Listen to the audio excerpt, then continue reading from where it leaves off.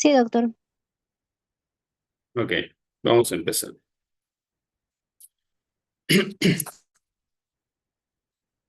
De repente, si es que no se escucha bien o se corta la imagen o el video, me avisan por favor porque estoy con internet de mi celular nada más, porque estoy en el hospital. Está bien,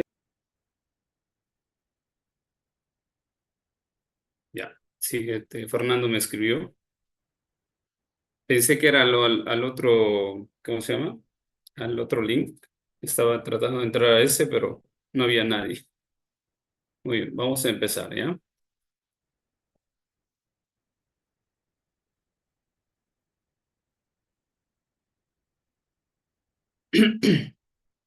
Trastornos cerebelosos me toca el tema.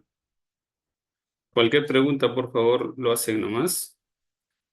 Bueno, antes que todo, pues muy buenas tardes. Gracias por permitirme compartir este medio para intercambiar algunos datos sobre este tema, ¿no? Sabemos que el cerebelo, pues, está situado en la base del cráneo, ¿no? En la denominada fosa cerebelosa del hueso occipital, detrás de la protuberancia y del bulbo, ¿no? Y debajo de la tienda del cerebelo o tentorio. Va a estar separado en dos hemisferios, ¿no? Los hemisferios cerebelosos, ¿no? Consta de una corteza y una parte central de sustancia blanca que contiene los núcleos cerebelosos o núcleos profundos también, ¿no? El cerebelo, pues, es considerado parte del sistema motor, siendo su función más importante la regulación de la actividad motora. Es un cerebro pequeño en sí, ¿no? Es un cerebro pequeño que pesa aproximadamente 150, 180 gramos, ¿no? Un octavo del peso del cerebro, la octava parte en sí. Y el del hombre, pues, es 9 gramos más pesado que el de la mujer, ¿no? Y tiene predominantemente, pues, como le habíamos comentado ya, una actividad motora o función motora en este caso, ¿no? Entonces, acá podemos ver la estructura del cerebelo, ¿no? Donde podemos ver delante de él a la protuberancia, ¿no? Bulbo raquídeo y más arriba el mesencéfalo, ¿no? Que está acá. Tenemos acá el acueducto de Silvio, el cuarto ventrículo justamente está acá, ¿no? Cuarto ventrículo, y acá tenemos el cerebelo, ¿no? Este es el tentorio, ¿no? O la capa, el tentorio, ¿no? Por eso todo lo que está por debajo de esto se llama infratentorial, ¿no? Bien, y acá también podemos resaltar al cuerpo calloso, ventrículos laterales y el tercer ventrículo, ¿ya? ¿Alguna pregunta hasta ahí? Acá en su aspecto, digamos, macroscópico, vamos a tener casi la misma distribución, ¿no? Acá podemos ver al, al bulbo, ¿no?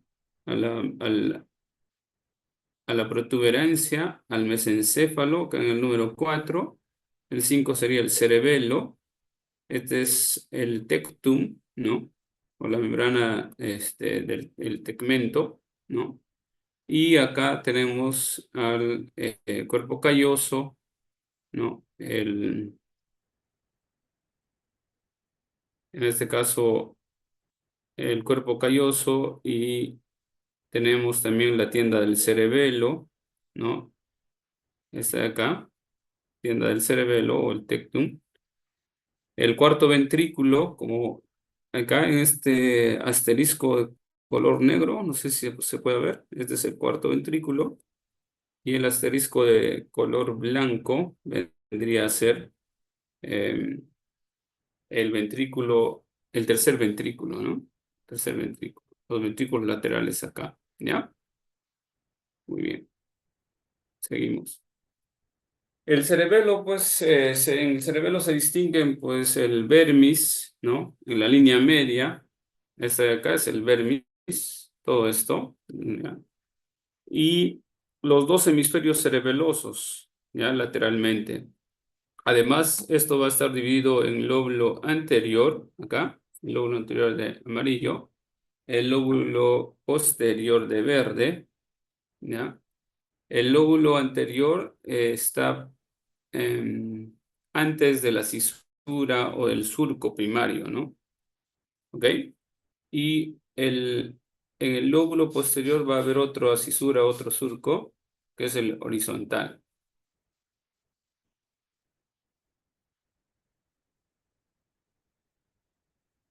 Un momentito.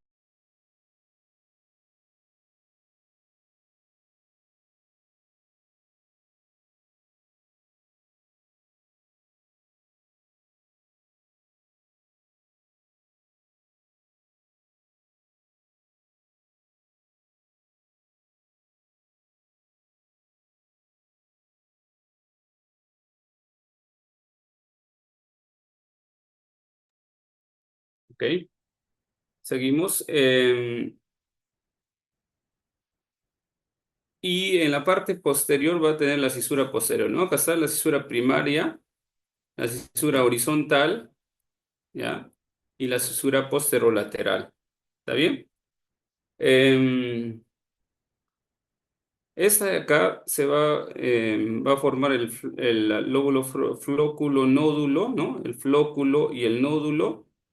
Y acá van a estar los lóbulos posteriores y anteriores, ¿ya? O sea, la cisura primaria limita al lóbulo anterior del posterior. La cisura posterolateral limita al lóbulo posterior del lóbulo flóculo nodular, ¿no? Que es esta de acá. ¿Estamos? Los lóbulos se dividen en porciones más pequeñas que se denominan lobulillos y es importante destacar que cada sección transversal del cerebelo tiene una porción vermiana y otra hemisférica, ¿no? Acá, vermiana y hemisférica. Y otra del hemisferio que le va a corresponder, ¿no? O sea, puede ser el hemisferio cerebeloso izquierdo o derecho, dependiendo a dónde nos hallemos, ¿no?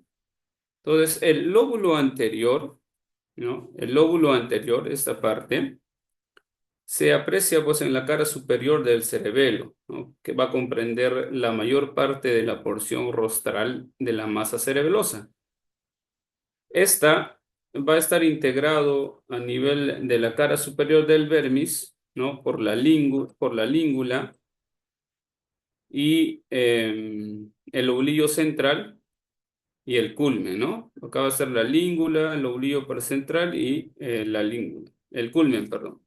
Y los hemisferios por el lobulillo anterior y la amígdala, ¿ya? La língula no tiene equivalente hemisférico en el ser humano, ¿ya? El lóbulo posterior, en este caso el lóbulo posterior, va a estar en la parte media o la parte medial, ¿no? Es el más grande de todos. Va a estar situado entre los surcos primario y el úvulo nodular o posterior. Está constituido, pues, a nivel del plano medio por el declive, el polium o lámina, el túbero o tubérculo posterior del vermis, ¿no? Y la pirámide con la úvula, ¿no?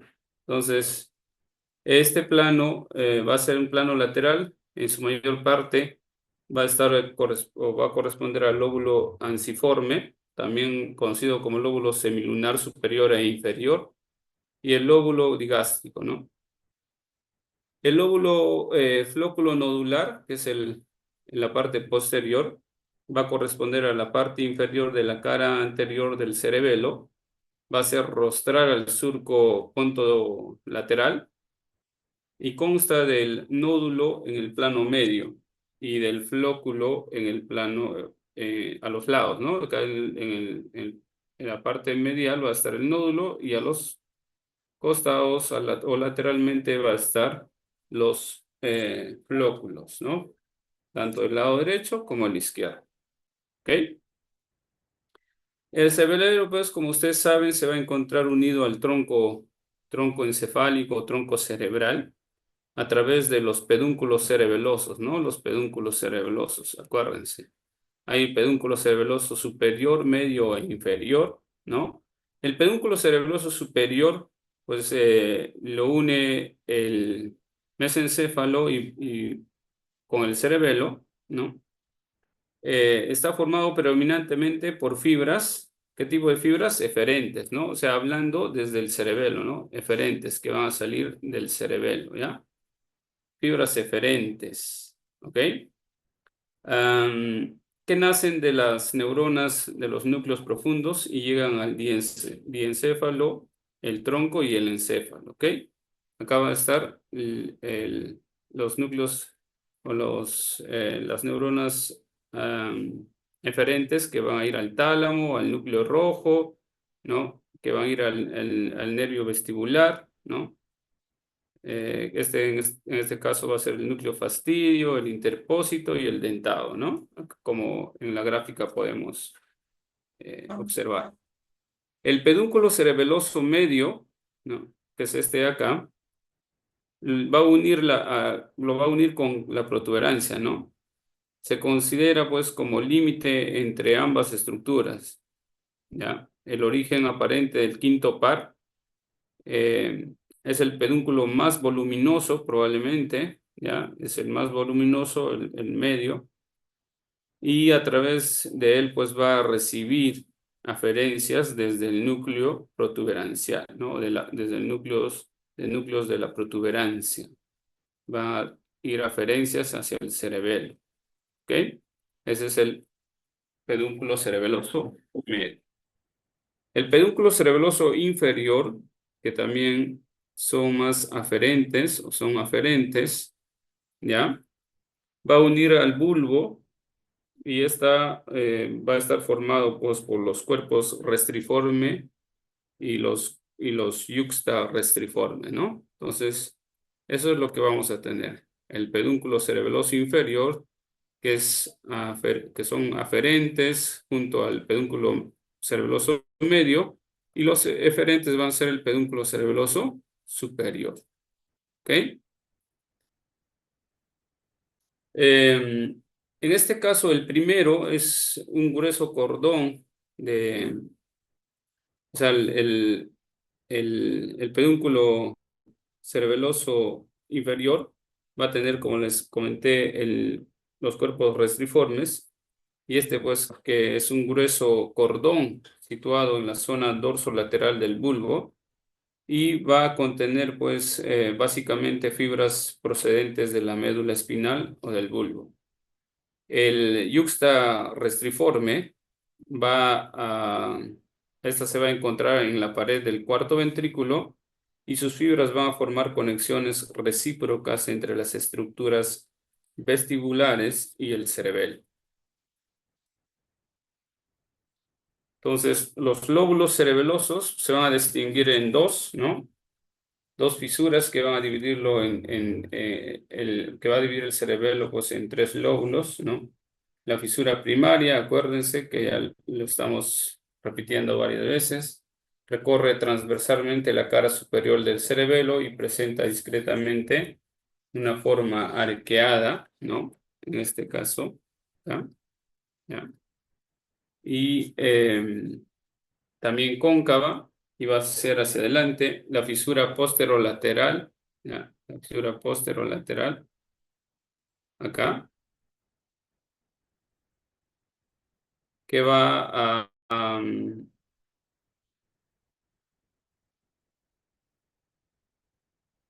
que va a seguir el contorno inferior del lóbulo floculonodular, ¿no? Y el lóbulo anterior, pues, va a estar siempre en la parte anterior a la fisura primaria. El lóbulo posterior va a estar entre la fisura primaria y la posterior, que ya lo habíamos comentado, y el lóbulo floculonodular que está delante de la fisura posterolateral, ¿no? En este caso, vamos a tener estos cortes, ¿no? Un corte dorsal, un corte axial del encéfalo y del cerebelo, y acá vamos a tener un corte transversal del cerebelo, ¿no? Acá tenemos la corteza cerebelosa, ¿no? la sustancia blanca, ¿ya? Por acá está el vermis, ¿no? El núcleo, el puente o las protuberancias están acá. Y estos son los pedúnculos cerebelosos superior que comunica el mesencéfalo con el cerebelo, que son más eferentes, en este caso, eferentes desde el cerebelo. La protuberancia que tiene comunicación con el pedúnculo cerebeloso medio, que son más aferentes hacia el cerebelo, y el bulbo, que también es aferente hacia el cerebelo, ¿no? Bien. Estas son las partes que habíamos comentado anteriormente, ¿ya? Es para que lo revisen. Mm, De, de esto podemos sacar provecho. Igual, acá está la fisura primaria o el surco primario, la fisura horizontal, ¿no? Y la fisura posterolateral que está acá, o úvulo nodular, ¿no? Donde cada una de ellas cumplen funciones de límite, ¿no? Muy bien. Ahora, dentro del cerebelo, como habíamos mencionado, va a tener una parte de la corteza y una parte de sustancia blanca que es más interna, ¿no? La corteza cerebelosa se encuentra pues constituido por tres capas, ¿ya? Tres capas que se van a presentar de manera uniforme en toda su extensión. La capa molecular, en este caso, es más superficial, ¿ya? La capa molecular representa, pues, o está representada por las células en cesto, ¿no? Las células internas y estrelladas, que son las externas, ¿ok? Las células cesto, que son las internas, y las células estrelladas, que son las externas, ¿ya?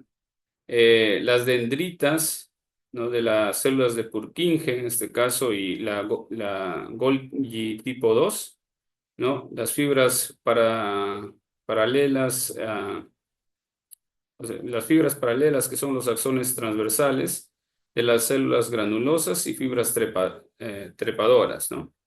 La capa de las células de Purkinje, que está compuesta por cuerpos de células de Golgi tipo 1 en este caso, ¿no? La de dos eran la de la capa molecular, acuérdense, o de Purkinje. Son grandes en este caso, en las capas de células de Purkinje, son más grandes, de forma, tienen como en forma de cebolla o en forma de botella en este caso, dispuesta en una zona como hilera, ¿no? De modo central, en la unión entre las capas granulosa y molecular. Las dendritas de estas células se van a ramificar en capa molecular. El axón atraviesa la capa granulosa y hace sinapsis con los núcleos cerebelosos y vestibulares, ¿no? También llamados núcleos de Daters, ¿no? Las células de Purkinje son el elemento alrededor del cual pues van a girar toda la organización de la corteza cerebelosa, ¿no? Son las únicas neuronas eferentes de la corteza en sí, ¿ya? La capa granulosa es la más profunda, está formado por células granulosas, células de Golgi tipo 2, fibras musgosas y glomérulos sinápticos, que esta capa pues va a atravesar o está atravesada por las fibras trepadoras, ¿no? Que se dirigen a la capa molecular. Y estas pues se van a dirigir por los axones de las células de Purkinje que salen por la corteza cerebelosa, ¿ya? Las células granulosas también son las más abundantes en esta capa. Sus dendritas pues terminan en el glomérulo cerebeloso y sus axones ascienden a la capa molecular donde se van a bifurcar en forma de T, ¿no? Y esto va a dar formación a las fibras paralelas, ¿no? Que hacen sinapsis con las células de Purkinje. Otro tipo de células es la célula de Golgi tipo 2. Es una interneurona inhibitoria de la corteza cerebelosa con un soma mayor al de las células granulomatosas o granulosas, ¿no? Y suelen encontrarse en esta capa eh, que están muy próximas a las células de Purkinje. ¿Ok? Eh, Luego vamos a tener los núcleos profundos, ¿no? Los núcleos profundos van a estar, en este caso son cuatro, ¿no? Los núcleos fastigio, el núcleo de fastigio, acá, que sea, en este caso, la sustancia blanca, ¿no? Los núcleos intracerebelosos o núcleos profundos o núcleos cerebelosos profundos también se llama, ¿no? Van a estar o vamos a tener cuatro de estos núcleos, ¿no? En este caso, el núcleo fastidio, por ejemplo, o fastigio, perdón, eh, pertenece al cerebelo medial, situado pues en la parte más dorsal del techo del cuerpo del ventrículo, adyacente a la línea media. Está relacionado fundamentalmente con, en este caso, con la zona vermiana, ¿ya? El núcleo interpósito, ubicado lateralmente al núcleo fastigio, se encuentra formando el núcleo globoso, ¿no? Y el embuliforme. Se relaciona fundamentalmente con la zona paramediana. El núcleo dentado también es un núcleo cerebeloso lateral. Es el más lateral de todos y de mayor dimensión en sí. Es el núcleo dentado. Y este núcleo pues se relaciona funcionalmente con los hemisferios, ¿no? Se dice que el núcleo dentado es el más lateral, ¿no? Se reconoce una zona dorsal asociada a las áreas corticales y motoras y una zona ventral que está conectada a las áreas asociativas, ¿no? De la corteza. Los núcleos emboliforme y globoso, los núcleos emboliforme y globoso o el núcleo interpuesto se disponen pues medialmente al dentado, ¿no?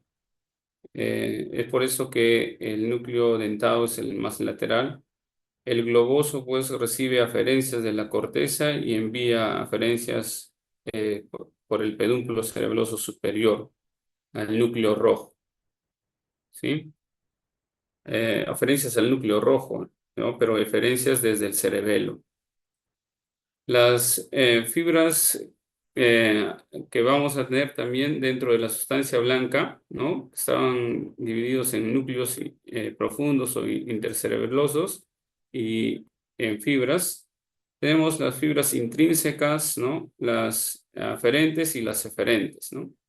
Dentro de las fibras intrínsecas, estas van a conectar pues zonas diferentes de la corteza, ¿ya? Las fibras eferentes se van a proyectar hacia los núcleos del cerebelo. Las eferentes se proyectan hacia el núcleo del cerebelo o los núcleos vestibulares del bulbo y proceden de la capa media, ¿no? O se provienen de la capa media en sí, ¿no? Las fibras aferentes, en este caso las fibras aferentes son tres en sí. Una de ellas es las fibras musgosas, ¿no? Las fibras trepadoras y las arrozariadas, ¿no? No lo hemos considerado acá. También están dentro de las fibras aferentes. En este caso, las fibras trepadoras, ¿no? Son las fibras activadoras que van a proceder del núcleo olivar, del bulbo raquídeo, y alcanzan el cerebelo por el pedúnculo cerebeloso inferior, ¿no? En su trayecto, pues hacia la corteza, dan colaterales para los núcleos cerebelosos y penetran la capa granular, ¿no? Las fibras musgosas son fibras activadoras, ¿no? Igual que las fibras trepadoras, son fibras activadoras y van a proceder de un amplio número de estructuras del tronco encefálico y de la médula espinal. Antes de ingresar o penetrar a la corteza, dan colaterales para los núcleos cerebelosos, ¿no? Y las fibras que les había comentado, que son las fibras arrosariadas o también conocidas como aferentes no laminares, son responsables de regular el nivel de actividad y el modo de funcionamiento general de los circuitos, ¿no? Se incluyen en este caso, por ejemplo, las fibras adrenérgicas, ¿no? Procedentes del locus ceruleus, las serotoninérgicas, que son procedentes del núcleo del RAFE, las colinérgicas, que van a ser procedentes del núcleo, del núcleo del puente, y las oxigenérgicas, que van a proceder del hipotálamo, ¿no? Entonces, eso es lo que podemos mencionar de la anatomía y la fisiología del cerebelo, ¿no? Y acá, pues, todo lo que hemos comentado, ¿no? Las fibras intrínsecas, aferentes y eferentes, ¿ya? Y en este caso, las proyecciones aferentes, ¿no? Entonces, la protuberancia tiene aferentes a la corteza cerebelosa. El pedúnculo cerebeloso, acuérdense que es más también aferente hacia la corteza cerebelosa, y el pedúnculo cerebeloso superior pasan eferentes desde el cerebelo, ¿no? Esto es las vías que hemos comentado, ¿no? La córtico-pontina cerebelosa va a tener una función que va a transmitir el control desde la corteza cerebral, ¿no? Por el lóbulo frontal, parietal, temporal y occipital. Va a ir por la vía del núcleo, de los núcleos pontinos y las fibras musgosas hacia la corteza del cerebelo, ¿no? La vía cerebro-olivar, cerebelosa. Este es el resumen de todo lo que hemos comentado, más o menos. Va a transmitir el control de la corteza cerebral, ¿no? Desde los lóbulos frontales, parietales y temporales, y también occipital por las vías olivares inferiores y fibras trepadoras hacia la corteza cerebelosa, ¿no?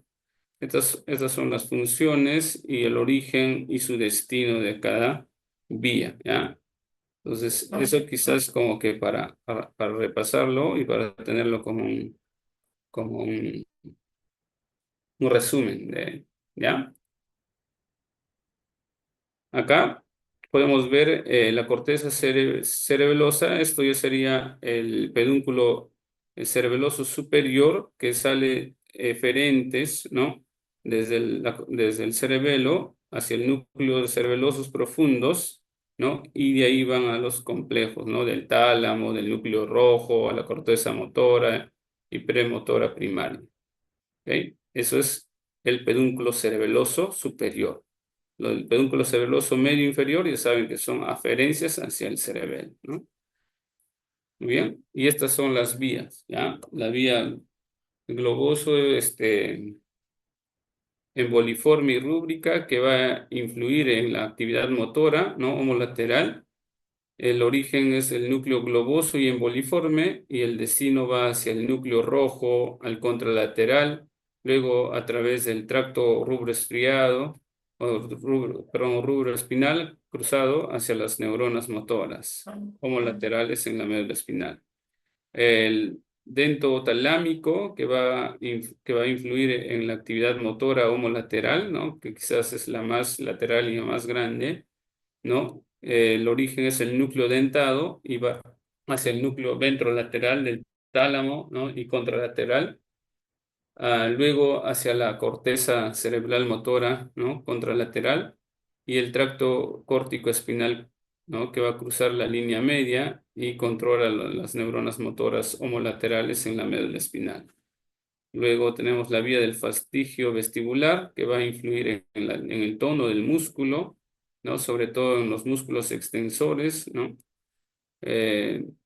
El origen va a ser el núcleo fastigio, principalmente hacia los núcleos vestibulares, laterales, homolaterales, etcétera, ¿no? Entonces, para que lo revisen y lo chequeen, ¿ya? Muy bien. ¿Y cuáles son las funciones del cerebelo? ¿Alguien puede decirme de qué se encarga el cerebelo?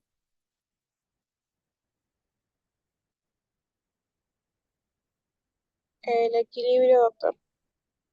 Ya, muy bien. ¿Qué más? Coordinación. Coordinación de los movimientos. Excelente. ¿Qué más? Regula lo que es el tono muscular. El tono muscular. Muy bien. Ya. Básicamente eso, ¿no? Básicamente tiene función motora, ¿no? Regula, ¿no? Tanto el tono como el movimiento, quizás la velocidad en los movimientos finos, ¿no? Por ejemplo, para agarrar un lapicero, ¿no? Para escribir, ¿sí? Todo ello, ¿no? Y también se ha hecho estudios, pues, que tiene que ver también con el lenguaje, ¿no? La fluencia del lenguaje, ¿no? Regula o modula pues el acto motor em, para que tú seas más preciso, ¿no? De algunas posiciones para poder escribir adecuadamente y también nos ayuda a ver la percepción visual y espacial, ¿no? Y tiene que ver también por ahí con el proceso del aprendizaje de patrones, sobre todo siempre de los patrones motores, ¿no? Tiene que ver mucho con la parte motora. ¿Ok? Entonces, ¿qué vamos a hacer? Va a controlar los movimientos, va a regular el tono muscular, va a modular.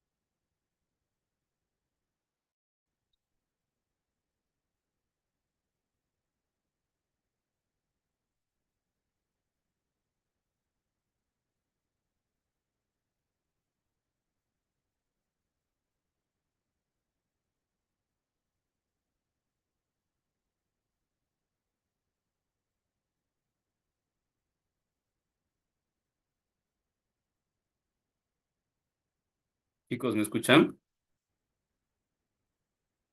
Sí se le escucha, doctor. ¿Se ve la presentación? Sí, doctor.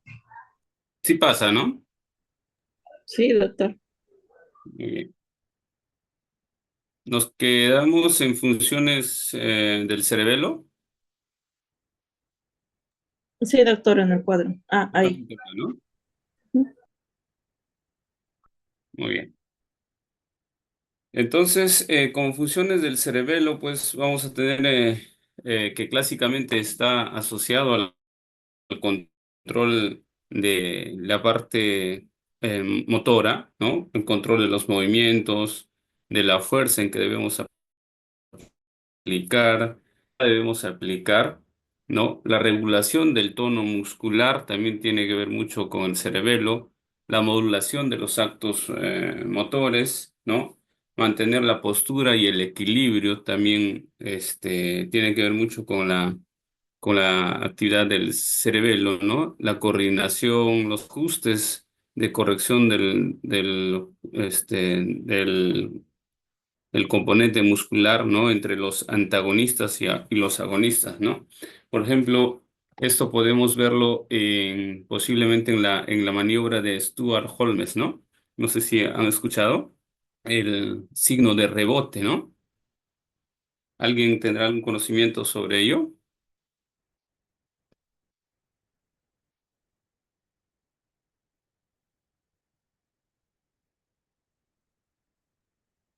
Entonces, el signo de rebote es, pues, tú le pones una fuerza al brazo del paciente y le dices que jale todo lo que pueda, ¿no? Y repentinamente le quitas la fuerza o retiras tu brazo y él va a hacer la flexión, ¿no? Digamos, acá los músculos agonistas van a hacer que la fuerza sea tan intensa que incluso no pueda regular y se va a golpear el rostro, por ejemplo, ¿no? Entonces, esa, digamos, regulación entre los músculos antagonistas también lo realiza el cerebelo, ¿no? La predicción de la posición incluso, ¿no? O sea, por ejemplo, yo sé que debo, no sé, esquivar a un objeto que cuando estoy corriendo, cómo tiene que ir mi cuerpo y qué es lo que tengo que hacer para poder esquivar ese objeto, ¿no? También, ¿no? El lenguaje tiene que ser más, o sea, hay más, más limitación o más lentitud, ¿no? En este caso, por ejemplo, se dice disartria escandia, ¿no? Como que también hay alteración en los músculos que tienen que ver con la parte de la articulación de la palabra, ¿no? El proceso del aprendizaje de patrones motores, ¿no? Por ejemplo, yo hago una actividad, ¿no? X, por ejemplo, no sé, llevar la aguja quizás al capuchón, ¿no? Aunque no debes hacerlo. Entonces, quizás al no realizarlo adecuadamente voy a hincarme, ¿no? O voy a hincar a alguien más. Entonces, eso va a hacer que yo aprenda de que hice algo mal, ¿no? Entonces, inconscientemente el cerebelo va a ordenar al cerebro de que modifique el movimiento. ¿Para qué? Para poder realizarlo adecuadamente. Y la segunda, la tercera vez ya lo va a ir haciendo mejor. ¿Ya? Eso también tiene que ver con los procesos de aprendizaje de los patrones motores, ¿no? La percepción visoespacial, ¿no? El equilibrio, en este caso, tiene que ver también con la parte del cerebelo. Sí está pasando, ¿no? Entonces acá están las funciones del cerebelo, no detallados. Está relacionado mucho con la motricidad, la regulación del tono, ¿no? Modulación del acto motor, ¿no? Es decir, la medida exacta, la fuerza necesaria para hacer ciertas acciones, ¿no? Como por ejemplo, ¿qué voy a hacer cómo voy a llevar el dedo a la punta de la nariz, ¿no? El dedo índice a la punta de la nariz y cuánto de fuerza tengo que aplicarlo para no golpearme la nariz o para no hacerme daño, ¿no? Em, Mantener el equilibrio y la postura, eso tiene que ver mucho con la parte del cerebelo y también con la parte de la regulación del tono muscular, ¿no? Porque al haber hipotonía va a haber alteración en la postura, ¿ya? La coordinación, ¿no? Interviene mucho en esta parte que les expliqué de los músculos agonistas y antagonistas, ¿no? Hay una sinergia en ese caso, ¿no? Y también puede presentar adiadococinesia, ¿no? Por eso los movimientos alternantes va a tener alteración en este sentido. Interviene en la fluencia del lenguaje, que también ya lo comentamos, participa en los procesos cognitivos, de alguna manera hace que nosotros podamos aprender ciertos patrones de movimiento, activaría también los procesos del aprendizaje de estos patrones, ¿no? Y regularía funciones ejecutivas y también se ha visto que puede estar inmerso en algunas emociones en sí, ¿no? Muy bien, entonces, sabiendo todo esto, vamos a ir a un síndrome en sí, que es el síndrome cerebeloso, ¿no? Y por el cual yo voy a saber qué, qué tengo que buscar, qué exámenes tengo que pedir, ¿no? Qué signos, qué maniobras puedo realizar, ¿no? Entonces, el síndrome cerebeloso tiene que ver mucho, pues, con la afectación del cerebelo, ¿no? En este caso, cada hemisferio cerebeloso está conectado por las vías nerviosas, ¿no? Con el mismo lado del cuerpo, ¿no? O sea, es ipsilateral, ¿ya? Con los músculos del mismo lado del cuerpo, ¿ya? De modo que una lesión en este hemisferio, pues, va a dar origen a un signo o síntoma que va a estar limitado a ese mismo lado, ¿no? Es ipsilateral en este caso. La función esencial del cerebelo, pues, es la coordinación, ¿no? Mediante la sinergia, toda la actividad del músculo va a ser reflejada, ¿no? O un músculo, la actividad refleja del músculo y también la actividad voluntaria del músculo, ¿no? Va a graduar y va a armonizar el tono muscular, ¿no? Y mantener la postura del cuerpo, ¿ya? Permite también el movimiento voluntario, ¿no? Como por ejemplo, la marcha, ¿no? La caminata que se lleve a cabo con precisión, ¿no? Y con economía del esfuerzo, ¿no? No hace esfuerzos de más, no caminas, pues, pisando una piedra cuando hay quizás un terreno llano, ¿no? Entonces todo ello va a hacer de que esto nos permita deambular adecuadamente, ¿no?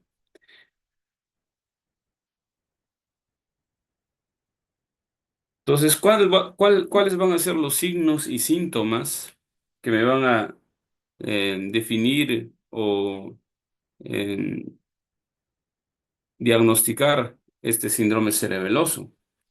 Como ya hemos comentado, tiene que ver mucho la hipotonía, ¿no? El tono muscular.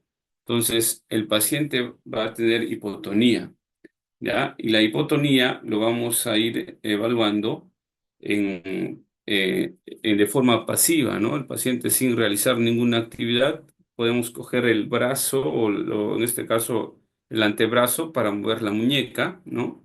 Y vamos evaluando si es que se mueve demasiado la muñeca derecha en comparación a la izquierda, probablemente hay una hipotonía en el lado izquierdo, ¿ok? Se acompaña de reflejos osteotendinosos disminuidos también, ¿no? O sea, acá va a haber hiporreflexia y sobre todo va a haber un reflejo, pues, característico, que es el reflejo pendular, ¿ya? El reflejo pendular es por la hipotonía y va a ser, de alguna manera, cuando tú haces un reflejo, ya sea patelar o cubital, vas a tener el péndulo del brazo o la pierna va a ser en tres movimientos nada más, ¿no? Entonces, si es más de cinco movimientos, sí se considera un reflejo pendular, por ejemplo, ¿no? Si saben que es un péndulo, ¿no? Que queda ahí como que en movimiento, ¿ya? En movimiento. ¿Sí? Entonces acá, como no hay una regulación de los músculos agonistas y antagonistas, va a estar ahí como que en un vaivén, ¿ya? También va a haber un fenómeno que les comenté, la prueba de Stuart-Holmes, ¿no? Donde tú vas a hacer de que el paciente pues haga un esfuerzo y no controle la fuerza que realiza y no hay los antagonistas, en este caso, este, se va a golpear la cara probablemente, ¿no? Los músculos también pierden elasticidad a la palpación, ¿ya? Hay menos resistencia a los movimientos pasivos. Al movilizar las extremidades se producen movimientos excesivos de las articulaciones terminales, ¿no? Y el trastorno, pues, es atribuible a la pérdida de la influencia del cerebelo sobre el reflejo del estiramiento simple, ¿no? Alteración del equilibrio también vamos a tener, ¿no? Y de la marcha en este caso, ¿no? La alteración del equilibrio va a ser, pues, una ampliación de la base de sustentación, ¿ya? En este caso vamos a tener, por ejemplo, una ataxia estática, ¿no? Una ataxia estática que va a provocar inestabilidad en un paciente que se pone de pie o que quiere estar en bipedestación, por lo que el paciente debe ampliar la base de sustentación, ¿no? Va a separar los pies en este caso y, digamos, al permanecer en bipedestación y al andar, su cuerpo va a presentar frecuentes oscilaciones, ¿no? O sea, va a haber lateropulsiones, a diferencia de los trastornos, digamos, vestibulares. Estas alteraciones pues no se modifican al cerrar los ojos. Van a continuar a pesar de que tú cierres los ojos, ¿no? En cambio, en los trastornos vestibulares cierra los ojos y disminuye o se atenúa este trastorno, ¿no?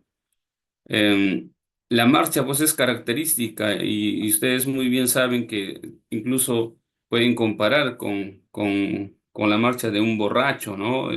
Por eso le llaman la marcha del ebrio, ¿ya? Es titubeante porque tiene lateropulsiones, ¿no? A la derecha, hacia la izquierda, ¿no? Y va a depender mucho de qué lado del cerebelo está afectado porque va a predominar una lateropulsión ipsilateral también, ¿no?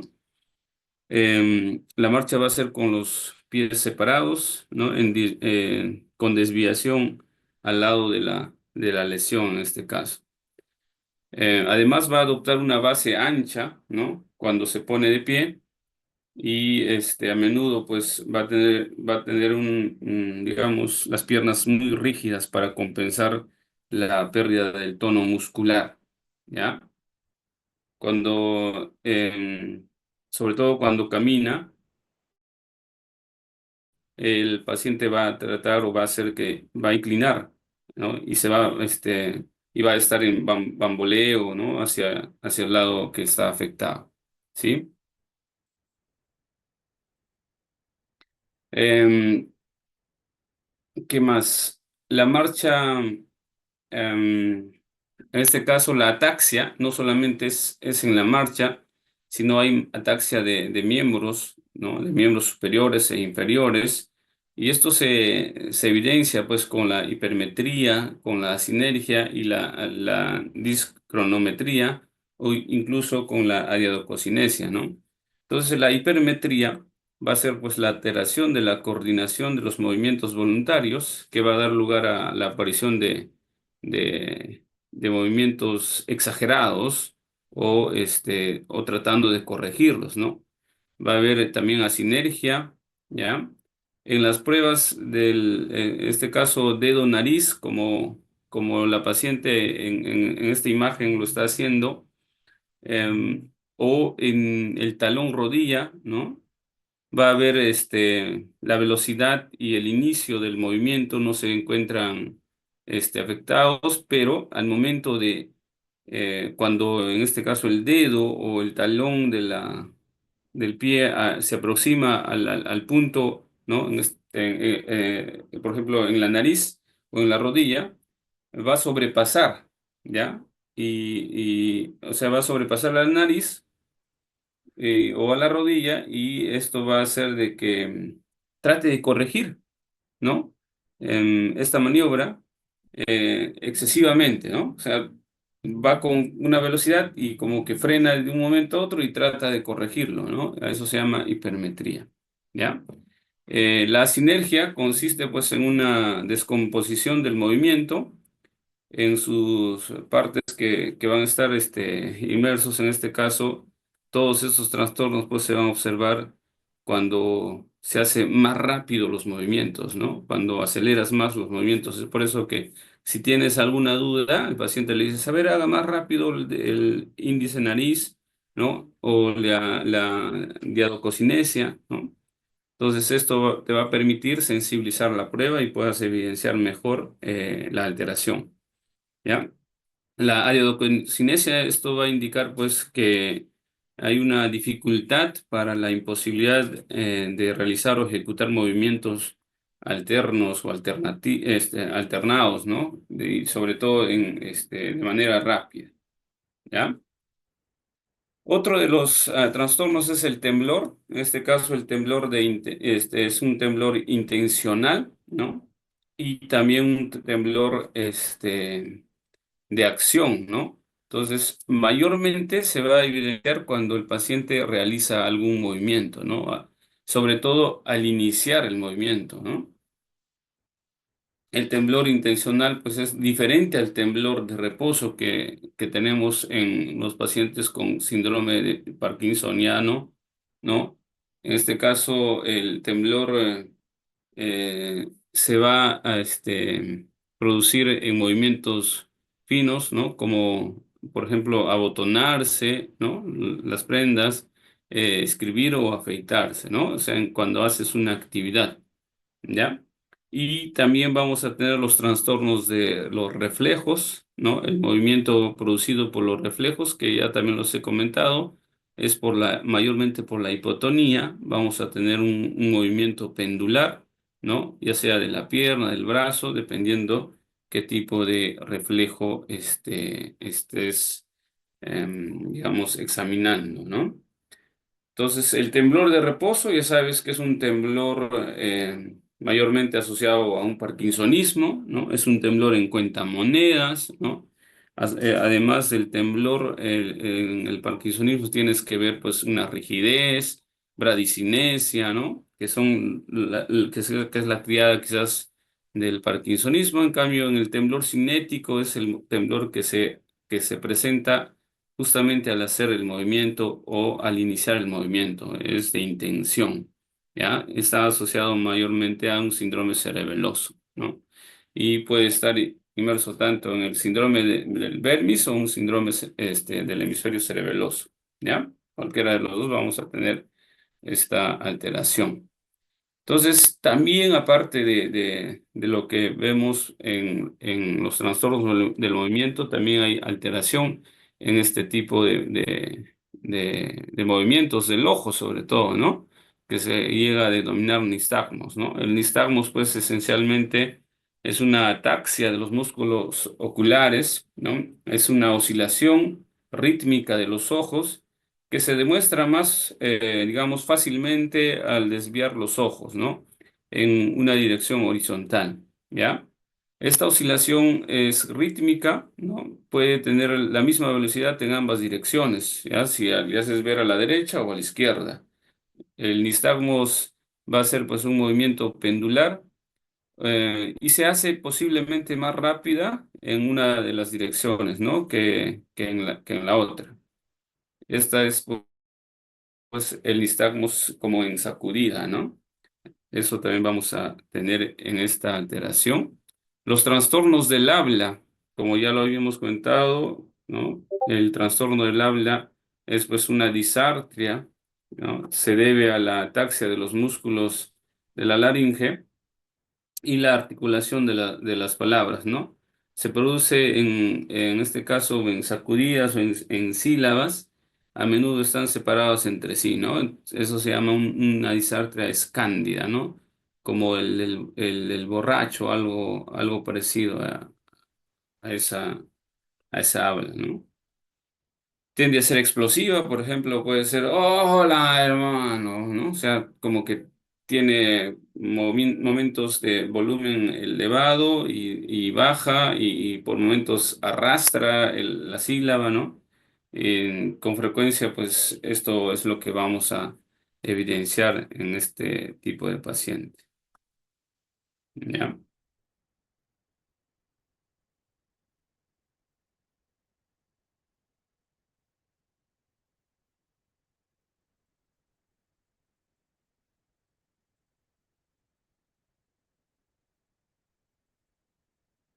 Entonces, por la afectación del cerebelo, también podemos tener cefaleas, ¿no?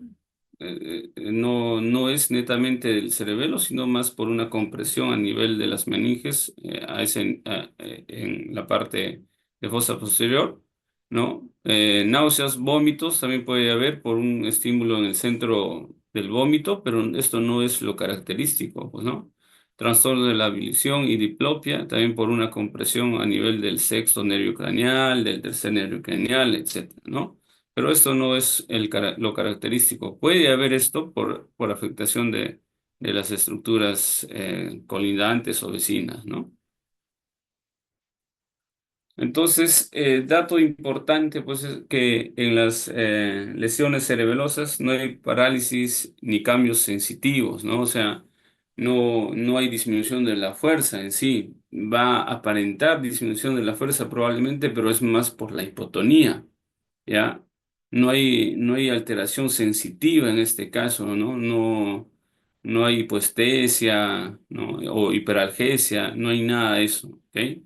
Aunque puede haber hipertonía muscular o incoordinación, el trastorno pues no se limita al músculo, o sea, no hay, el cerebelo no ordena al músculo para que haga el movimiento, ¿ya? Solo como que regula el movimiento, ¿ya? No inicia jamás el movimiento, ¿no?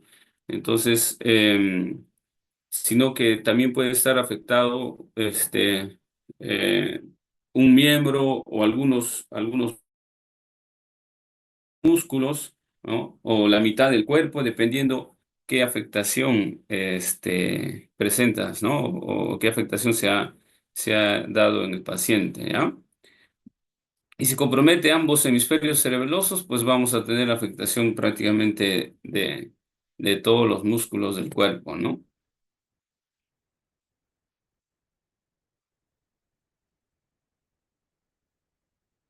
No va a haber atrofia, ¿no?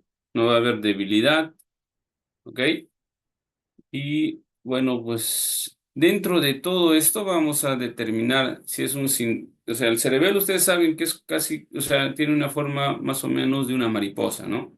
Donde las alas son los hemisferios y el cuerpo, digamos así, es el vermis, ¿no? Entonces, el vermis es la parte medial, ¿no?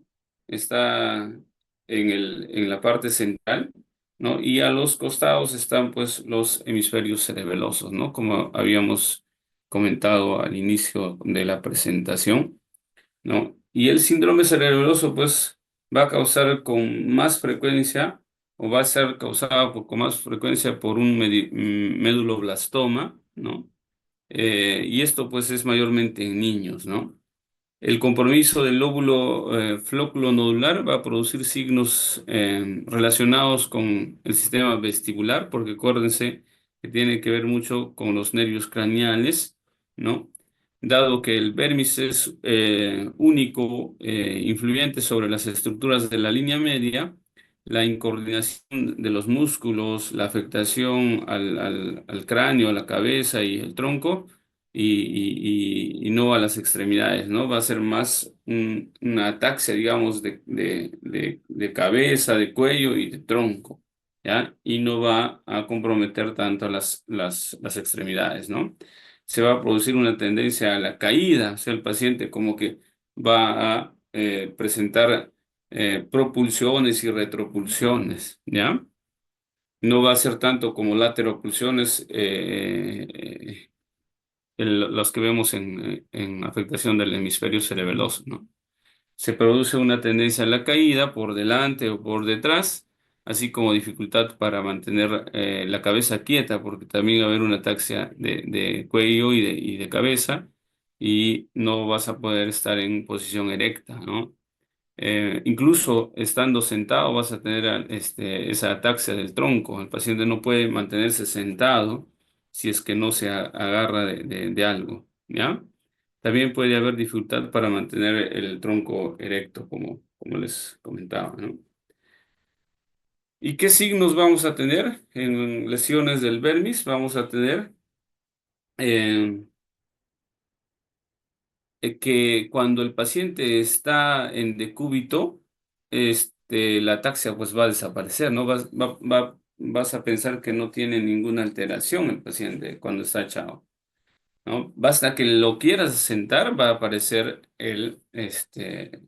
la ataxia de tronco, la ataxia de cabeza y mucho más cuando lo pones de pie, va a poder ponerse de pie, pero el tronco va a oscilar, ¿no? Hacia adelante o hacia atrás, ¿ya?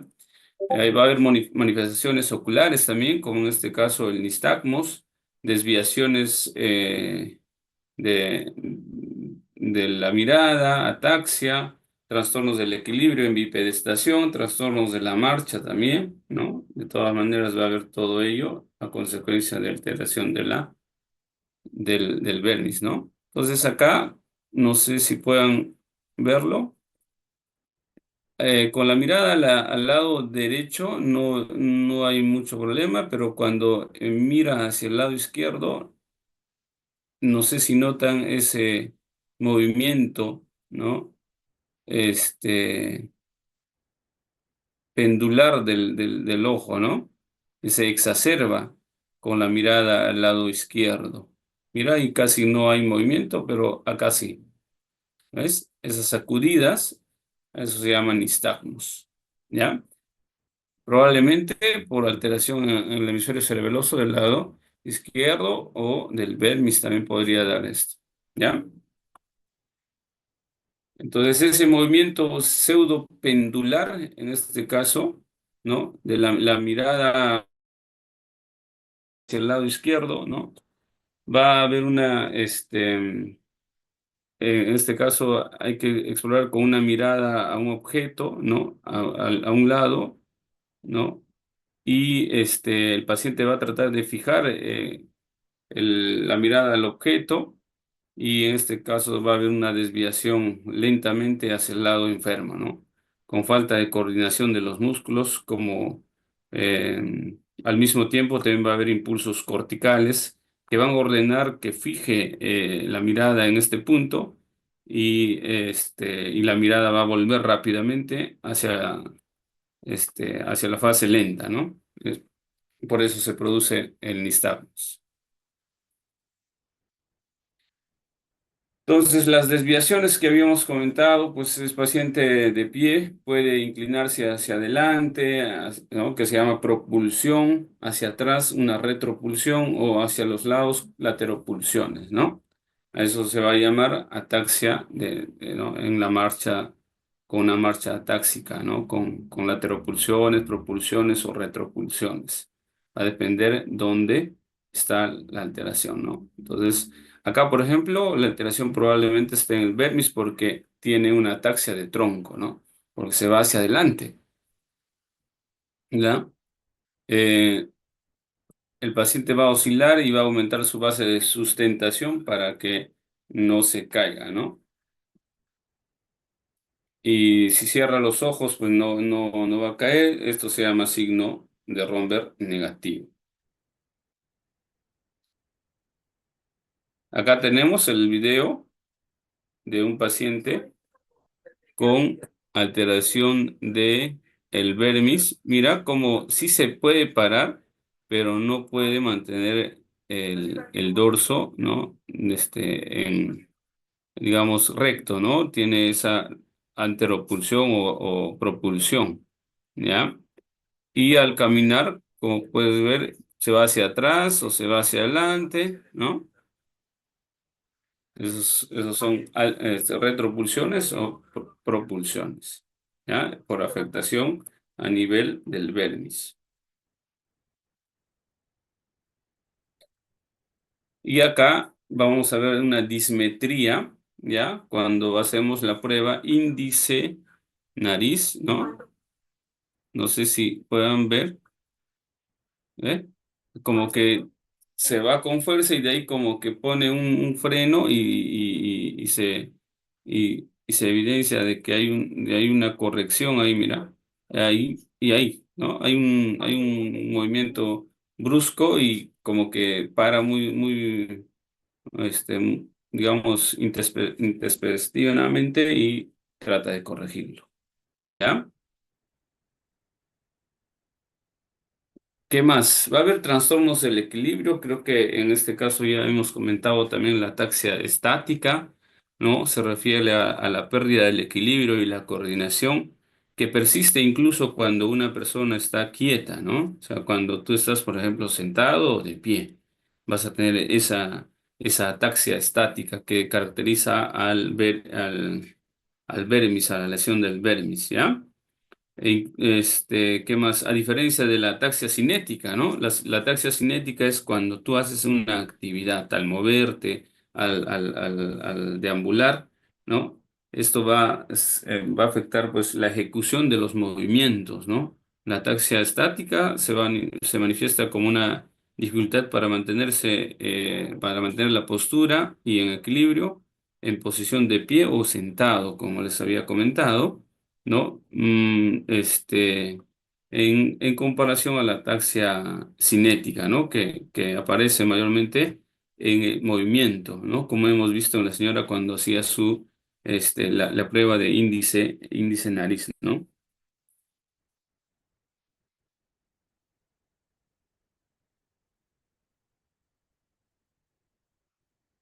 Y otro de los síndromes que tenemos que tener claros es pues, el síndrome del hemisferio cerebeloso, ¿no?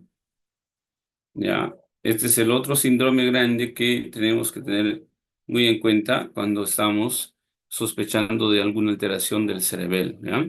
La causa, pues, de este síndrome puede, pues, ser una masa, un tumor, un granuloma, un sangrado, un infarto, incluso una infección, una inflamación, ¿no? Una cerebelitis, en este caso, podría afectar los hemisferios cerebelosos y pueden dar pues todo el síntoma, los signos, ¿no? Que va a conllevar a un síndrome del hemisferio cerebeloso, ¿no? En general, los síntomas y signos van a ser unilaterales, ¿no? Y van a afectar a los músculos del mismo lado. O sea, en este caso, la afectación es ipsilateral al hemisferio cerebeloso, ¿ya?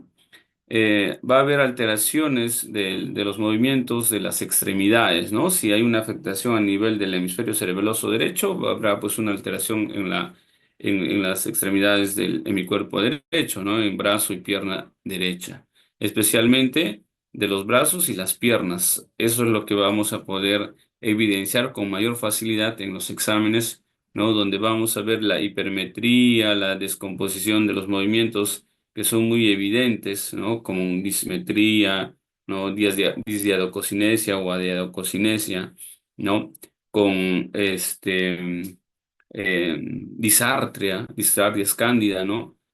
Oscilaciones en la marcha, oscilaciones en en los movimientos, ¿no? Y vamos a inclinarnos o va a haber una tendencia a la caída hacia el lado de la afectación, ¿no? Hacia el lado de la lesión en este caso. También son hallazgos frecuentes, pues como ya les he comentado, la disartria y el nistagmus en este caso también, que va a ser con el componente rápido hacia el lado afectado, ¿ok? ¿Qué más? Va a haber en este caso signos de la lesión del hemisferio, ya como vamos repitiendo, la hipotonía del lado enfermo, ¿no? Tú sabes ya que la hipotonía pues es una disminución en el tono muscular, ¿ya? Lo que va a significar que los músculos estén menos firmes y ofrecen menos resistencia al movimiento, ¿verdad? Sobre todo al movimiento pasivo, ¿ya?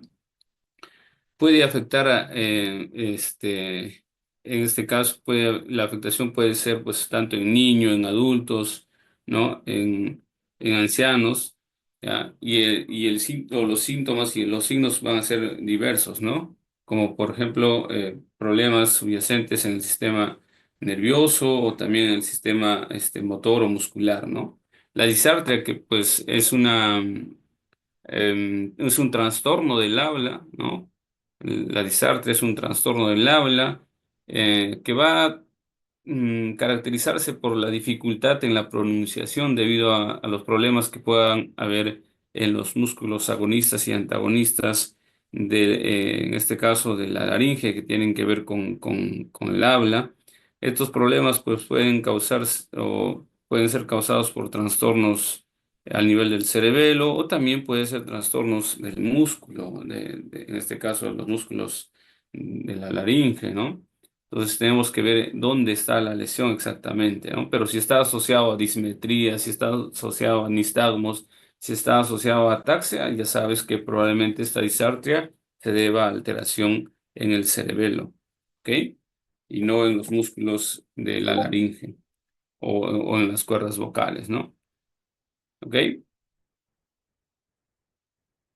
¿Qué más? La dismetría, como ya lo hemos recalcado varias veces, tiene que ver mucho la velocidad, con la fuerza que hacemos para hacer algún movimiento, ¿no? La braditeleosinesia, ¿qué es esto, no?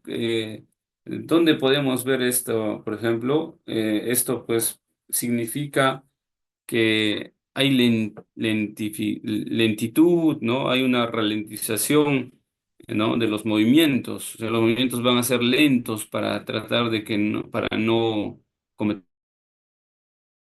digamos, errores, ¿no? Se refiere a los movimientos que se realiza de forma más lenta, ¿no? De lo habitual. Por ejemplo, como levantar el brazo, ¿no? O caminar, el paciente va a tener cierta bradicinesia, ¿no? También puede afectar la velocidad de la expresión de de la cara, ¿no? Y como que la cara va a parecer una cara inexpresiva probablemente, ¿no?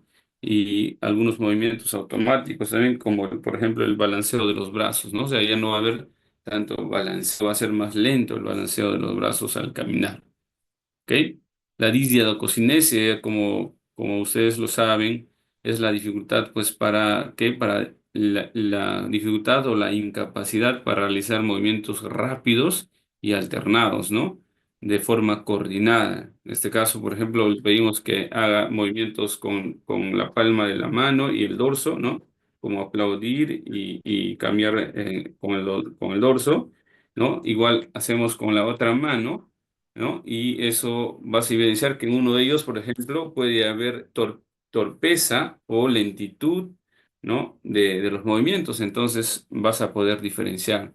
Y si es que no es tan evidente, pues hay que quizás acelerar los movimientos para que se sensibilice la prueba y tener mejor resultado, ¿no? El temblor cinético o intencional, ¿no? Ya sabemos que esto se refiere a un temblor que va a ocurrir durante cualquier movimiento voluntario, mientras que acuérdense que el temblor intencional se va a caracterizar porque empeora, ¿no?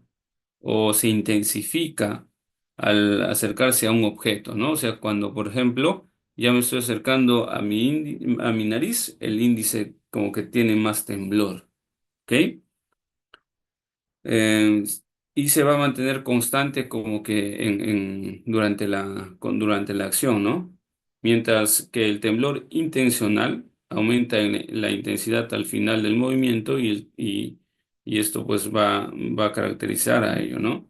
En cambio, el temblor cinético es el temblor que se asocia con cualquier movimiento, ¿no? En este caso, un movimiento voluntario, como por ejemplo subir y bajar las manos, ¿no? Abrir y cerrar los ojos, ¿no?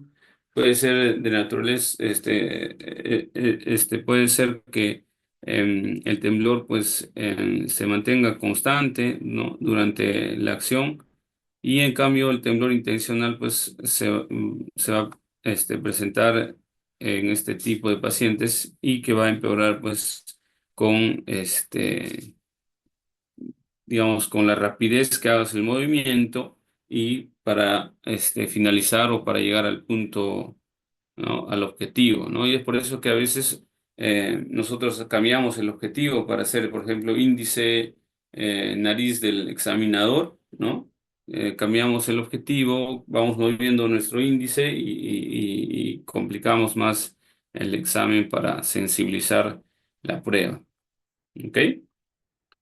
Eh, ¿Qué más? La hipotonía, vamos, vamos a presentarlo en el lado que está enfermo, en el lado afectado. Va a ser la dificultad, si hay alguna dificultad para, digamos, para evidenciarla, pues hay que hacer algunos movimientos, como les dije, de balanceo de las manos, ¿no? El reflejo pendular y el reflejo pendular es el que también me va a ayudar a ver si hay o no hipotonía, ¿no? y siempre es comparativo, ¿no? De hecho, que el lado derecho con el lado izquierdo va a ser diferente, entonces yo voy a saber de que uno de estos lados, ¿no? El que esté más, digamos, más flexible, el que no tenga tanta resistencia, pues es el lado que está afectado, ¿ok? Entonces, más de disartria, que ya lo hemos hablado mucho, entonces es para que no se olviden que el habla en este caso es cándida, ¿no? Silabiante, ¿no? Con cierto temblor e incluso puede haber una voz gangosa, ¿ya? Como por ejemplo en este caso, ¿no? Esta es una mujer con... Mamá y papá, y nadie es raro.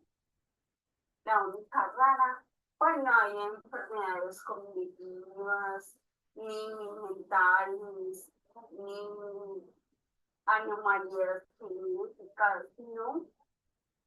Soy la única rara, como dices. No, no sé si se llega a escuchar, chicos. Sí, sí se escucha, doctor. Entonces, ese es la disartria, ¿no? Por ejemplo, es un ejemplo, ¿no? Que puede grabar en de una paciente con una enfermedad hereditaria, ¿no? Congénita.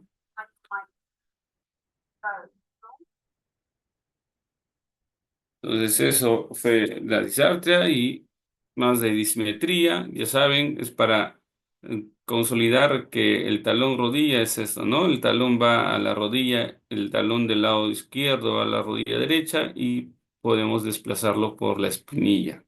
¿Ya? Y eso vamos a hacer varias veces y vas a darte cuenta que los movimientos de un lado es diferente al del otro lado si hay alguna afectación a nivel del hemisferio cerebeloso, ¿no?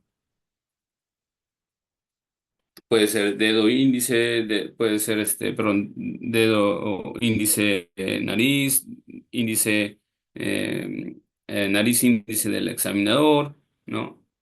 O puedes hacer de que dos rayas verticales con una horizontal, ¿no? O puedes hacerle escribir, ¿ya? Hay varias maneras de examinar la dismetría, ¿no? Entonces acá, por ejemplo, hay una paciente también, miren,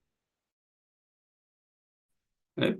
Justo al punto donde ya llega al objetivo, se presenta más mira, esa dismetría, ¿no? Como que trata de corregirlo, pero se pasa, ¿no? Mira, y es bilateral, ¿ah? Miren, ¿eh?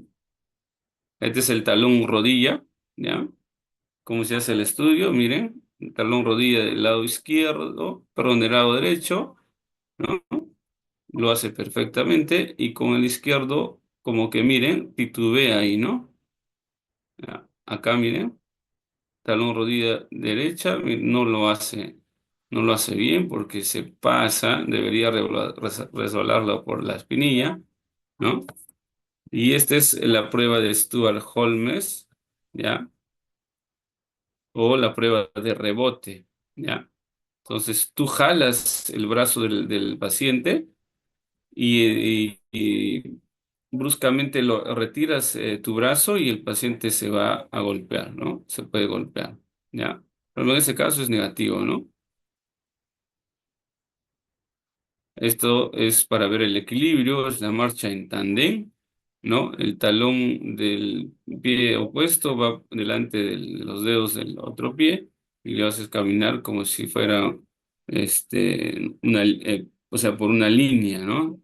Si es que está afectado, se va a tener lateropulsión. En este caso, miren, este paciente está demostrando cómo se hace el examen y en la segunda parte, pues te muestra que hay una afectación en el cerebelo del lado derecho y por eso, acá es normal, miren, el tandem es normal, pero acá vas a ver que hay una lateropulsión al lado derecho, ¿no? Entonces, posiblemente tiene una afectación en el hemisferio cerebeloso del lado derecho, es ipsilateral. Igual acá el paciente, miren, más el lado izquierdo él tiene, ¿eh? ¿Ve? Casi siempre lateropulsión al lado izquierdo, ¿ya? Pero tiene una ataxia bien marcada, mire, al lado izquierdo, como que se va, como que se va a caer a ese lado, ¿no?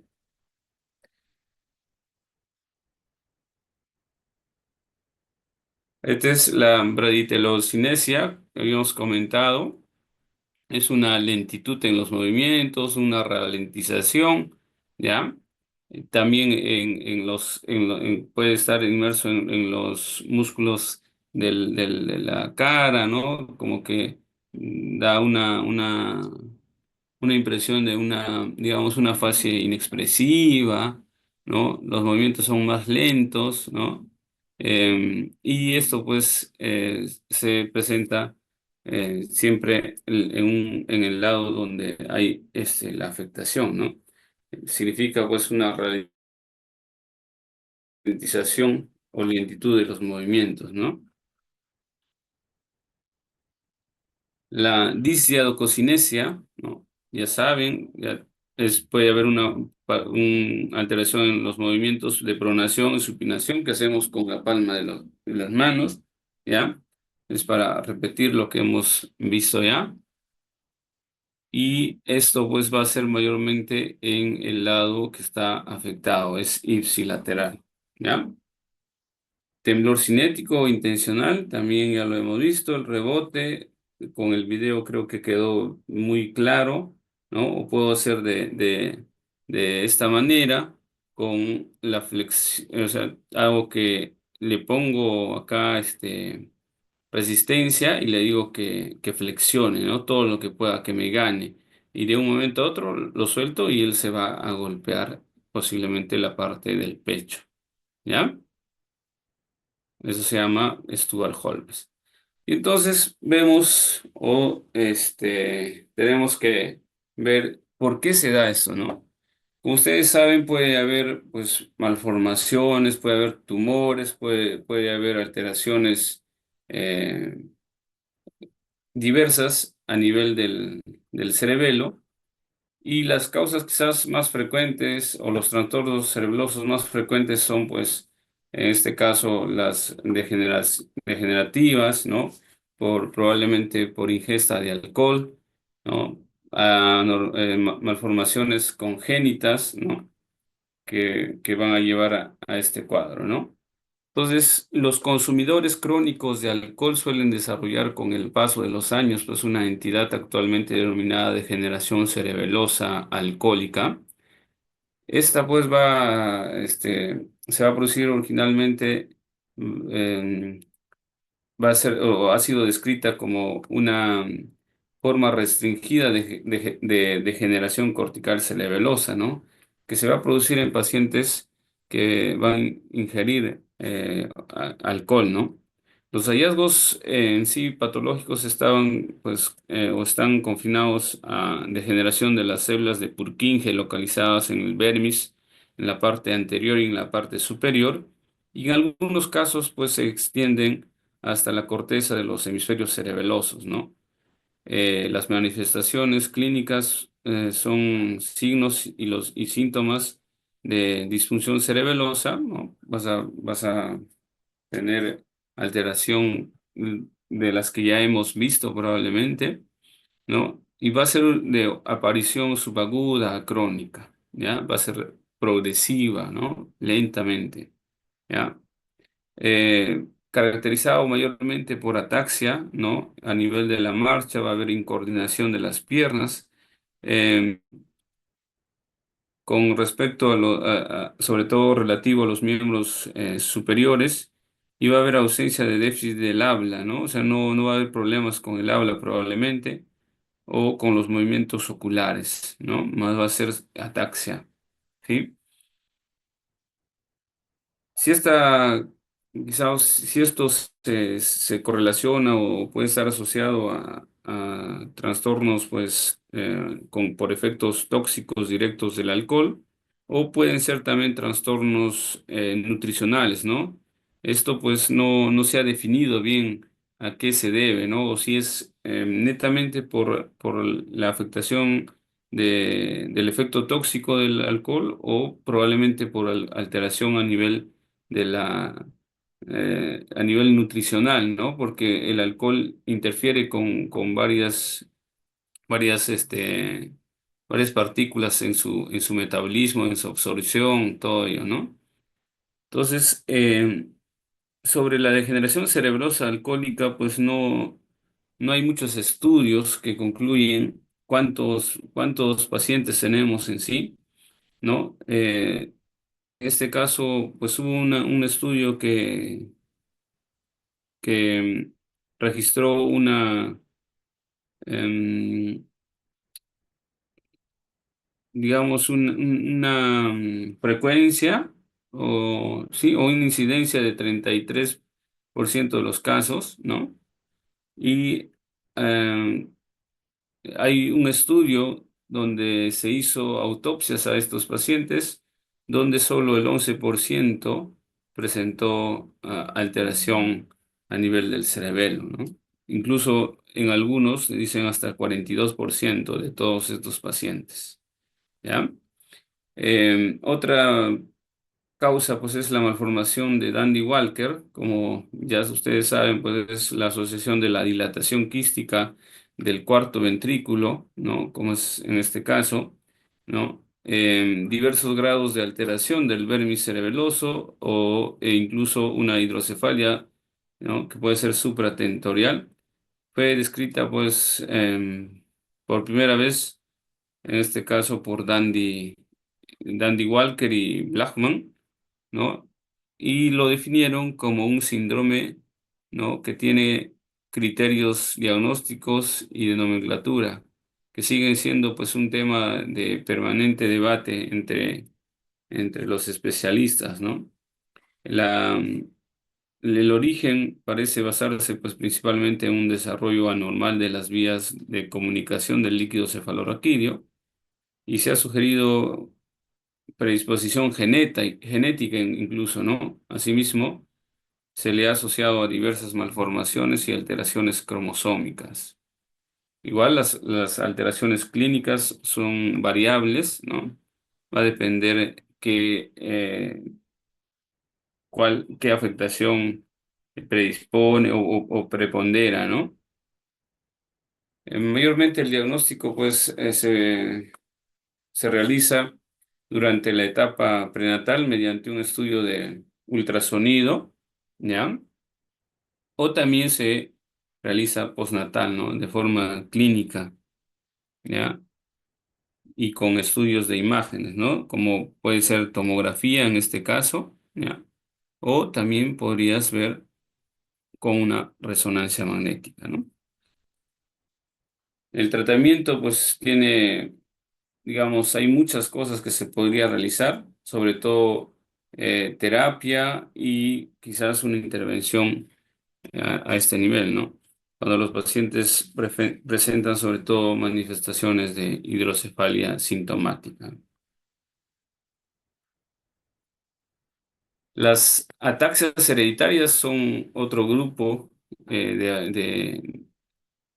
de patologías que llevan a trastornos del cerebelo o trastornos cerebelosos, ¿no? En este caso vamos a tener ataxias congénitas que no son evolutivas o ataxias hereditarias, ¿no?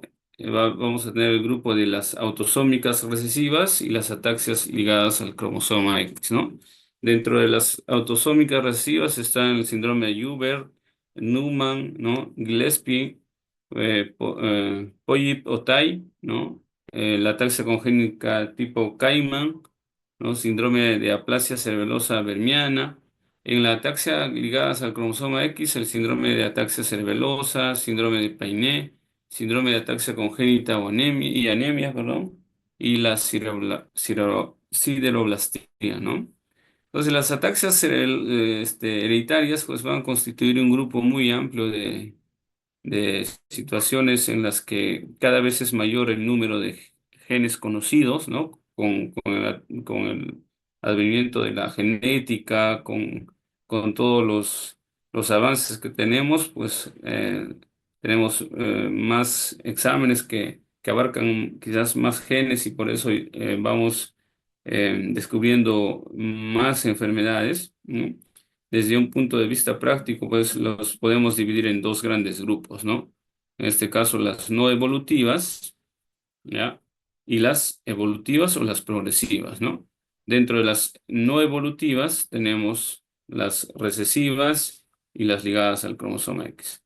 ¿Ya? Dentro de las congénitas no evolutivas, pues está quizás la más importante o las más importantes, el síndrome de Joubert, como les comenté, que es una malformación cerebelosa más quizás que se caracteriza más por transmisión autosómica recesiva en este caso, ¿ya? Y em, aunque en sí se desconoce su base molecular, se ha identificado a nivel del locus 9, ¿no?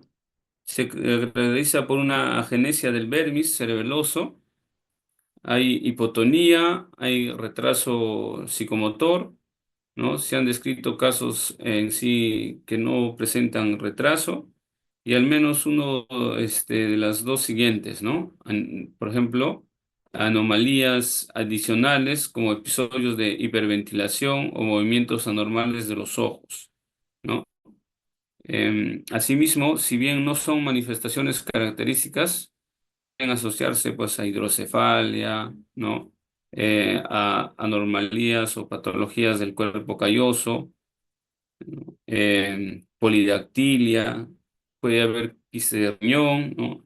Disinesias bucolinguales, cardiopatías también, y también podría presentar convulsiones, ¿no? Entonces el síndrome de Hubert es, digamos, tiene muchos componentes, tiene muchos síntomas, ¿no? Y es un poco, digamos,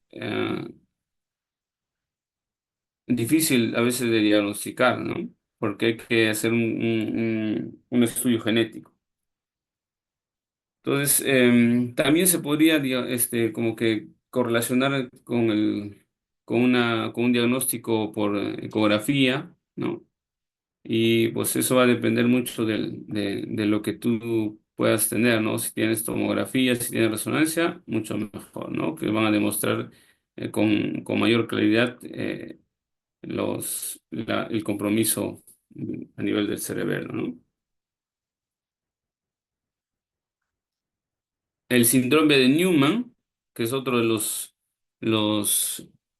síndromes más característicos de las ataques hereditarias no evolutivas, autosómicas recesivas, es pues junto a la ataxia, las manifestaciones de esta entidad incluyen pues microcefalia, ¿no? En el Newman vamos a tener microcefalia, vamos a tener retraso mental, también va a tener convulsiones, puede haber espasticidad, puede haber movimientos atetóxicos, ¿no? Con o sin ceguera, incluso puede haber ceguera, ¿no? Y el gen en este caso pues va a ser localizado a nivel del gen 11, ¿no? El cuadro pues va a ser em, o se va a describir como un síndrome de carbohidratos, ¿no? En este caso deficientes en glicoproteínas, ¿ya? Hay una alteración a nivel de los carbohidratos deficientes en glicoproteínas en su base patológica y puede haber un síndrome de desequilibrio, ¿no? Puede haber también, casi en la cuarta parte de los pacientes, se va a evidenciar anomalías a nivel del vermis, ¿no? El síndrome de Gillespie puede haber o va a estar asociado junto a la ataxia, va a haber aniridia parcial, retraso mental, hipoplasia del vermis también, ¿no? El síndrome de Oyeral, Hederson, en este caso la ataxia pues se va a acompañar de pancitopenia progresiva y va a conducir mayormente a un fallecimiento, ¿no? A pesar de que puedas hacer el trasplante incluso de médula ósea, el paciente va a fallecer. Va a estar asociado también a microcefalia e inmunodeficiencia y también puede haber hipoplasia a nivel del cerebelo, ¿ya?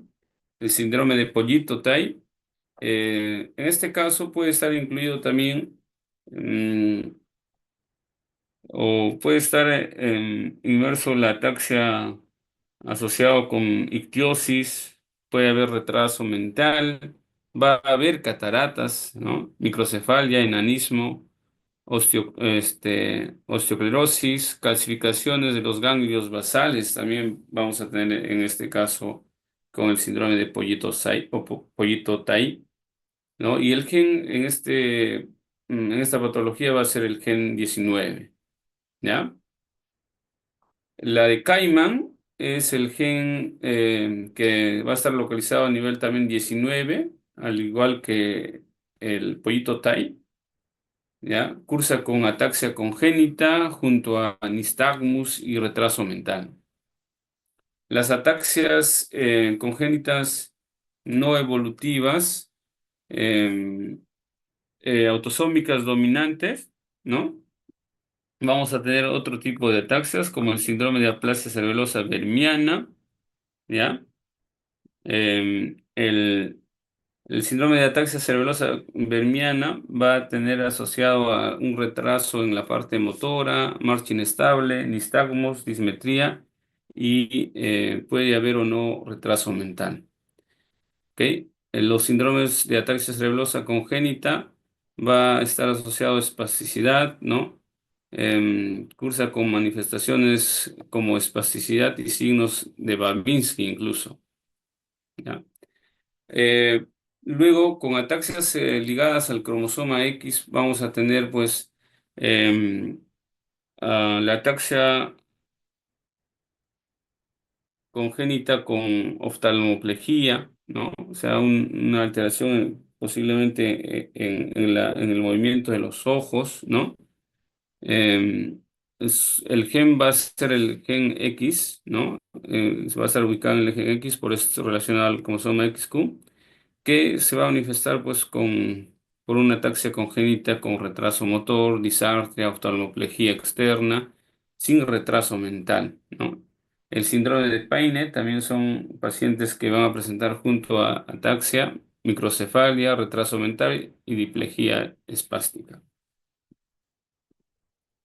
Y el síndrome de ataxia congénita y anemia sideroblástica va a haber una ataxia con anemia y una inmunodeficiencia. Eso es lo que va a caracterizar a la ataxia congénita y anemia sideroblástica. Y viniendo ya a las ataxias progresivas o degenerativas, que quizás sea lo más importante de las ataxias que vamos a ver, tenemos a las autosómicas recesivas, ¿no? Son ataxias progresivas que van a ir degenerando o incrementando los síntomas y la discapacidad del paciente, ¿no? Vamos a tener la ataxia de Friedrich, ¿no? Quizás la más conocida de todas, la ataxia espástica recesiva, ¿no? Tipo Charleaux-Seguin, el síndrome de Cocaine, el síndrome de Marinesco-Sjögren y el síndrome de Bert, ¿no? También puede estar la ataxia telangiectásica, ¿no? O también conocido como síndrome de Luz-Bark, ¿no? En este caso vamos a tener compromiso, ¿no? En la ataxia de Freitas, por ejemplo, vamos a ver qué es la más frecuente de las ataxias hereditarias y pues esta va a afectar casi a uno a dos personas por 100.000 habitantes, ¿no? Con una frecuencia de portadores de uno de cada 90. Se va a transmitir, su transmisión es de carácter autosómico recesivo, por lo que se afectan pacientes de ambos sexos, ¿no? Aunque asimismo se han descrito casos con herencia aparentemente dominante, en los que suelen observarse una importante variación del fenotipo, ¿ya? La base genética de estas formas es el apareamiento homocigoto, heterocigoto del gen X25, que se va a localizar en el cromosoma 9, ¿no? Y va a codificar una proteína, en este caso la proteína se llama frataxina, ¿ya? Y la frataxina, pues, es la que se va a ubicar en la membrana de los mitocondrias, ¿no? Y esta, pues, va a tener una función que va a ser eh, un transportador, ¿no? A nivel de la mitocondria de hierro, ¿no? Y podría, pues, ser que la frataxina regule el flujo del hierro a las mitocondrias. Y su deficiencia va a producir radicales libres tóxicos que van a dañar, pues, a la mitocondria, ¿no? Y esto va a ocasionar la muerte celular, ¿no? Con lo que esta ataxia de Friedrich sería, pues, una enfermedad mitocondrial en sí, ¿no? Y la más frecuente, pues, de todas. Por otra parte, en los pacientes con ataxia de Friedreich pueden demostrarse una alteración no solamente a nivel central, sino también a nivel del metabolismo oxidativo, ¿no? Y también puede haber elevación de otras toxinas, ¿no? Que también se pueden utilizar como marcadores, ¿no? Y sobre todo va a haber daño oxidativo del ADN, ¿ya? La ataxia de Friedreich es digamos, el más frecuente de las ataxias degenerativas o progresivas y va a ser la que más frecuentemente va a causar fallecimientos prematuros, ¿no? ¿Por qué? Porque ahí va a haber también patologías asociadas como cardiopatías, ¿no? Como el músculo se va a engrosar, hipertrofia cardíaca, ¿no? Va a haber alteración a nivel del sistema óseo esquelético, ¿no? Va a haber un pie cabo. Entonces, las miocardiopatías, ¿no? hipertróficas son las que mayormente van a complicar al paciente y le va a causar posiblemente la muerte con, con más afectación a nivel muscular o de músculo cardíaco, ¿no?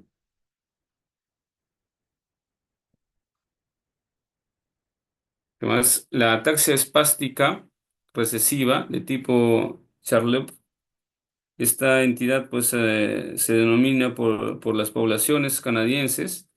em, En este está presente pues el curso con retraso del inicio de la marcha, va a haber ataxia, espasticidad, va a haber retrasos psíquico, atrofia de la mitad superior del cerebelo y presentación de fibras de mielina en la retina en este caso, ¿no? Em, en la mayoría de los pacientes son de origen francés, también se ha descrito pues en nuestro país, pero es una enfermedad muy rara, ¿no? No hemos, en sí nunca he tenido este tipo de paciente, ¿ya? Pero dicen que hay un reporte, ¿no? La otra es la ataxia por deficiencia de vitamina E, ¿no? Es un cuadro clínico prácticamente indistinguible, ¿no? De la ataxia de Friedrich es similar, ¿no? Con mejoría de las manifestaciones neurológicas tras el tratamiento con vitamina E. El gen, en este caso, que va a estar afectado, está localizado en el cromosoma 8, ¿no? El síndrome de Cochrane se manifiesta con ataxia progresiva, sensibilidad a la luz, retraso mental, ¿no? Va a haber talla baja, va a haber neuropatía, atrofia óptica, retinopatía y puede asociarse también a calcificaciones intracraneales y leucodistrofia. El síndrome de Marinesco-Sjögren, junto a la ataxia puede haber, pues, bueno, la ataxia va a ser progresiva y puede haber también catarata, puede haber retraso mental leve, atrofia del vermis y miopatías, ¿no? El síndrome de va a ser progresiva, ¿no? Como en todas. Se acompaña de atrofia óptica, va a haber piramidalismo, por ejemplo, va a haber hiperreflexia, puede haber disminución de la fuerza, ¿no? va a haber pies cabo, va a haber retraso mental y afectación a nivel de la sensibilidad profunda, ¿ya? Posiblemente va a haber apalestesia, ¿no? La ataxia telangiostásica se trata de una afectación digamos, genéticamente determinada cuyo gen está localizado en el cromosoma 11, que esta pues va a tener muy poca incidencia, felizmente, ¿no? Es una enfermedad multisistémica y va a cursar pues con alteraciones neurológicas entre las que hay pues la ataxia, ¿no? También va a haber extrapiramidalismos como temblor, como rigidez, ¿no? Va a haber coriatetosis, ¿no? O atetosis también. Entonces va a ser como que una mezcla entre la ataxia y síndromes extrapiramidales, ¿no? Digamos, en contraposición al síndrome de Berg, que vamos a tener ataxias y piramidalismos, ¿no? Esto, pues, para que lo revisen, hay ataxias que vamos a tener como ataxias autosómicas dominantes, ¿no? En este caso, la ataxia espinocerebelosa. Eh, es un montón, ¿no? Porque son varios tipos, ¿ya? De estas, tener presente que las ataxias espinocerebelosas autosómicas dominantes van a constituir un grupo de situaciones que inicialmente fueron clasificadas pues, según el cuadro clínico, ¿no? Pero los avances de la biología pues, y la parte molecular nos ha permitido pues, mejorar esta clasificación y el conocimiento en estas enfermedades, ¿ya? Permitiendo incluso que hayan variantes de esta enfermedad, ¿no? La ataxia cerebelosa, espinocerebelosa, eh, vamos a, digamos, agruparlas en de tipo uno con el gen 6, ¿no? En el cromosoma 6, el 2 en el gen del cromosoma, alteración en el cromosoma 12, ¿no? Brazo corto y la ataxia espinocerebelosa 3 con la enfermedad de Machado-Joseph, quizás la más conocida, ¿no? Con alteración a nivel del gen 14 y la ataxia espinocerebelosa 4 pues con el gen 16, ¿no? La 5 con el gen 11, ¿no? Como acá lo vamos mencionando, ¿no? Em, ¿Qué más?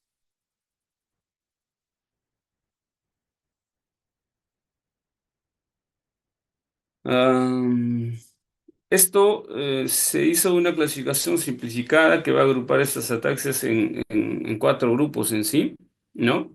Por ejemplo, aquí está, ¿no? El tipo uno va a incluir, pues, formas de ataxia con atrofia óptica, oftalmoplegia, demencia y signos extrapiramidales, donde va a estar la ataxia espinocerebelosa 1, la ataxia espinocerebelosa 2 y la ataxia espinocerebelosa 3 y la 8, ¿no? El tipo 2 van a pertenecer a las variantes con degeneración retiniana, oftalmoplegia, con o sin signos piramidales, ¿no? Van a estar la ataxia espinocerebelosa 7. El tipo 3 corresponde pues con las ataxias autosómicas dominantes, ¿no? Va a estar la ataxia espinocerebelosa 6 y el tipo 4 va a incluir a la ataxia espinocerebelosa dominante con temblor esencial y ataxia autosómica dominante periódica. Esas ataxias pues se van a originar por una expansión repentina de un triplete, ¿no? De citosina, adina y guanina, ¿no? Salvo para la ataxia espinocerebelosa 4 y la ataxia espinocerebelosa 5, cuyas mutaciones pues no han sido identificados, ¿no? Y para la ataxia espinocerebelosa 8, pues en la que el triplete va a haber se va a expandir en citosina, tiamina y guanina, y no la citosina, adenina, guanina. Otros trastornos van a estar relacionados a las expansiones de un triplete a nivel de la citosina, adenina, guanina, que van pues incluyen la enfermedad de Huntington, ¿no? La atrofia muscular espinal vulvar de Kennedy y la atrofia dento-rubro em, es dento-rubro pálido Lucian, ¿no? Son situaciones pues que van a que tienen un inicio, un comienzo en la edad adulta, ¿no? Y cursa con trastornos del equilibrio en relación con disfunción cerebelosa. También va a haber disfunción de los núcleos basales, ¿no? Y las estructuras oculomotoras, ¿ya? Creo que eso más que nada tienen que quizás tener presente. No creo que les pregunten eso, pero simplemente para que tengan conocimiento, ¿no? Quizás de todo lo que hemos conversado, tener fijo la ataxia de Friedrich, ¿no? La ataxia episódica familiar, posiblemente también, ¿no? Que es una ataxia episódica o intermitente, ¿no? Es un trastorno raro, ¿no? De herencia autosómica dominante también. Va a cursar con episodios bruscos de ataxia, ¿no? Precipitados por movimientos, sobresaltos o emociones, con una duración de segundos a minutos junto con mioquimias continuas, ¿no? Mioquimias son movimientos repetitivos, movimientos pequeños de grupos musculares, ¿ya? Va a estar relacionado a mutaciones puntuales, en este caso de los canales de potasio, ¿no? Que están localizados en el cromosoma 12, ¿no? En brazo corto, ¿no? Y la ataxia episódica familiar tipo 2 se va a caracterizar por episodios recurrentes de ataxia, ¿no? Va a durar horas, ¿no? Junto con náuseas, vómitos, cefalea, pero no va a haber mioquimias, ¿no? Esa es la diferencia entre tipo uno y tipo 2, donde el tipo uno va a tener minutos o segundos de duración de la ataxia y va a haber mioquimias, ¿no? En comparación o en contraste al tipo 2 donde no, o sea, la duración va a ser más de una hora y va a estar asociado, o no va a estar asociado a las mioquimias, ¿ya? Y eso sería todo, chicos. ¿Alguna pregunta?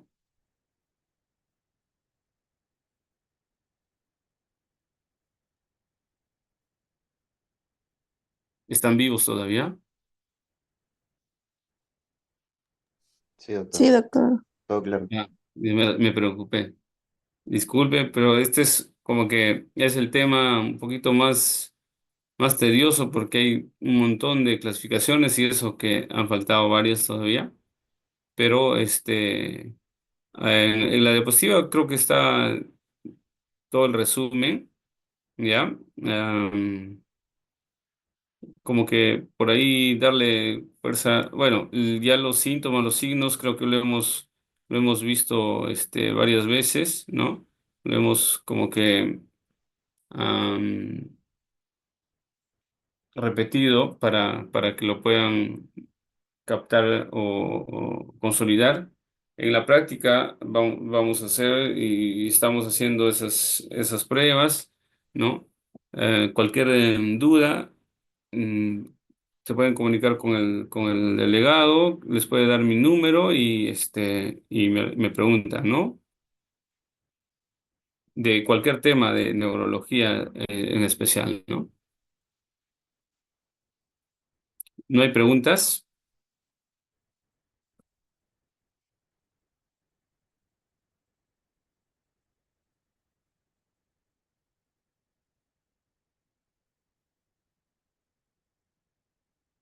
chicos?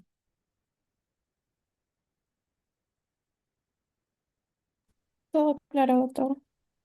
Muy bien. Le mandé a Fernando las diapositivas, ¿ya? Em, si no hay preguntas, pues damos por concluido la clase. Cuídense.